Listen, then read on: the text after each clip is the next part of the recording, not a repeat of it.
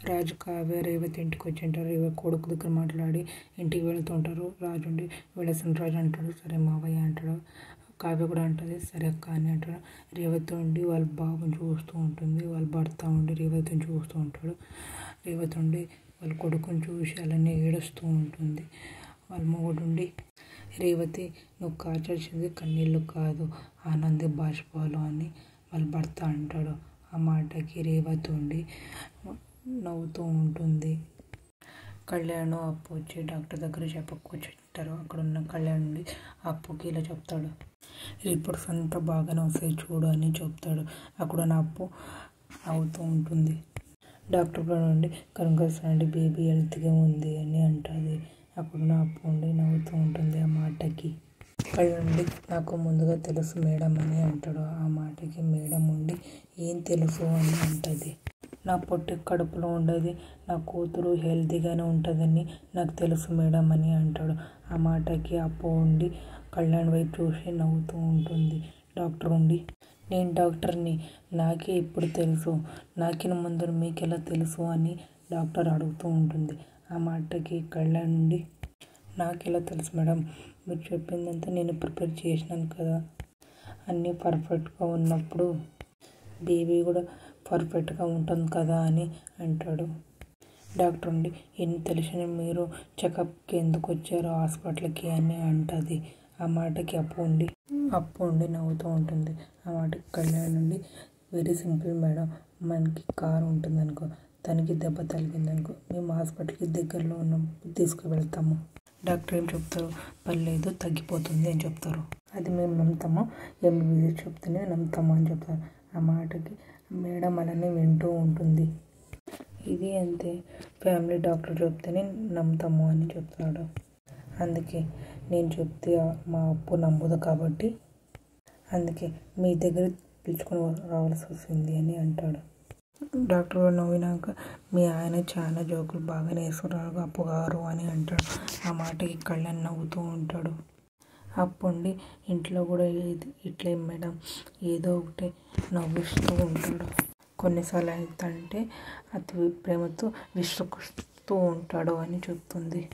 అప్పు మాట విని కళ్యాణ్ నవ్వుతూ ఉంటాడు. డాక్టర్ ఉండి ప్రెగ్నెన్సీ ఉన్న వాళ్ళు ఎంత హ్యాపీగా ఉంటే అంత ఆరోగ్యంగా పుడుతుంది బేబీ అని అంటుంది. అక్కడున్న అప్పు ఉండి నవ్వుతుంది. ఆ మాటకి కళ్యాణ్ నుండి మేడం పుడతాడు కాదు పుడుతుంది అని చెప్పాలి అని చెప్తాడు. డాక్టర్ నవ్వి ఏంటంటే మీకు ఆడపిల్ల అంటే అంత చాలా ఇష్టమా అని అంటాడు. అప్పుడున్న కళ్యాణ్ నుండి ఆడపిల్ల అంటే అదృష్టం లక్ష్మి కదా మేడం అని అంటుంది. అమ్మ తర్వాత అమ్మవారు అంటే ఎవరికి ఇష్టం లేదని చెప్పండి అని చెప్తుంది. ఆ మాటకి డాక్టర్ ఉండి మీ వెయిటర్స్తో నేను నవ్వలేను కాబట్టి తీసుకోండి, రిపీట్ తీసుకోండి అని అప్పు చేతికి ఇస్తుంది. అప్పు ఉండి థ్యాంక్ యూ మేడం అని అంటుంది. అక్కడ నర్సు వచ్చి 50 రూపాయలు వచ్చింది మేడం అని అంటుంది. 50 రూపాయలు ఇస్తుంది. డాక్టర్ గారు ఇప్పించుకున్నాక చూస్తుంది. అప్పు గారు 1 నిమిషం నుండి అని చెప్తుంది. అప్పు ఉండి ఏంటి డాక్టర్ అని చెప్తుంది. ఆ మాటకి డాక్టర్ ఉండి ఇప్పుడే మీ అక్కది రిపోర్ట్ కూడా వచ్చింది, వీటి కోసం మీ అక్క ప్రక్రియ ఇచ్చి రావడం ఎందుకు, మీతో పాటు తీసుకువెళ్తారని అందుకే అని చెప్తుంది డాక్టర్.